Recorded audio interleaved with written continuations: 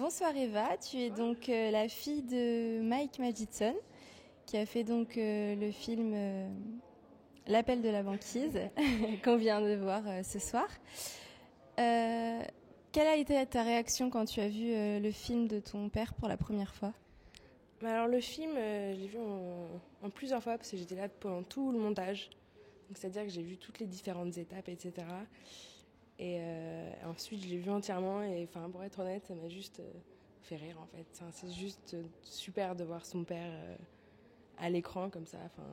Il a kiffé son truc et voilà. J'étais juste contente pour lui et fière de lui parce que ça faisait longtemps qu'il réfléchissait à faire ça, il l'a fait et c'est un peu un rêve qui s'est concrétisé pour lui, on va dire. Donc c'est cool. Bonjour Mike Magidson et merci beaucoup pour votre présence parmi nous.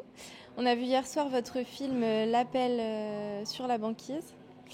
Et donc vous êtes parti quelques mois, 2 mois et demi il me semble, c'est ça ? Oui, c'est ça, oui. Sur la banquise pour apprendre à survivre tout seul.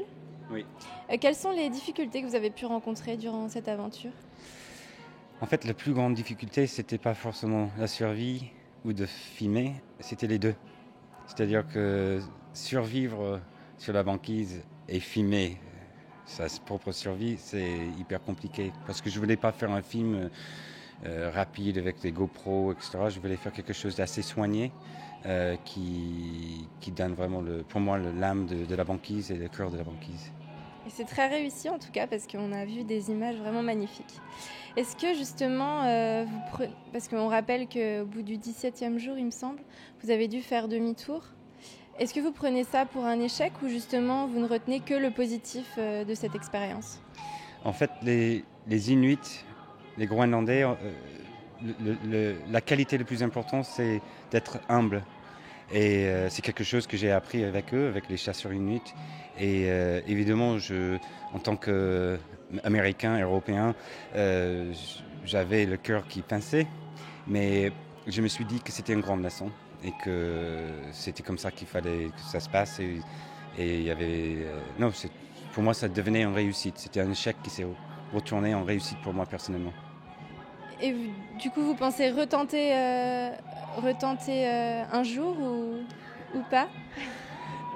C'est sûr que je retournerai au Groenland très souvent. Déjà, depuis que j'ai tourné le film, je suis retourné 2 fois. Parce que c'est un pays qui est devenu une deuxième chez moi, quelque part. Ou une troisième, parce que la France c'est un deuxième et les États-Unis c'est le premier. Mais après, si je vais partir tout seul, je ne suis pas sûr parce que maintenant j'ai fait l'expérience, mais je vais quand même retenter d'aller chasser avec des Groenlandais et d'avoir mon premier phoque parce qu'au Groenland, je ne suis pas un homme tant que je n'ai pas eu mon premier phoque. Donc je suis encore un petit gamin. Et est-ce que ce voyage vous a changé ? Est-ce que vous avez, quels enrichissements personnels vous en avez tiré ? Je crois que tout voyage nous change. On ne sait pas forcément comment ça nous change au départ, mais ça s'articule avec le temps.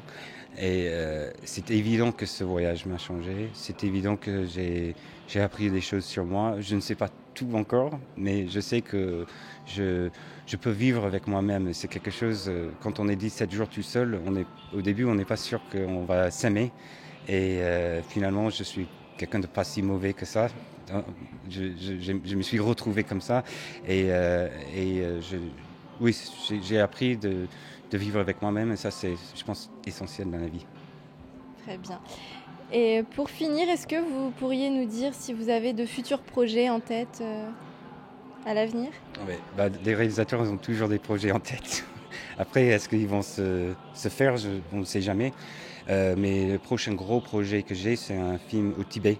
Mais c'est une fiction. J'ai déjà fait des fictions, un qui a été présenté ici, qui s'appelle Inuk. Et j'ai un gros projet qui va raconter à la fois le gros business de la haute montagne et les luttes des réfugiés tibétains. Et c'est une histoire parallèle. Et ça, j'espère qu'on va voir sur les écrans dans quelques années. On a hâte de voir ça en tous les cas. Merci encore une fois à vous et puis bonne fin de journée. Merci beaucoup. Merci.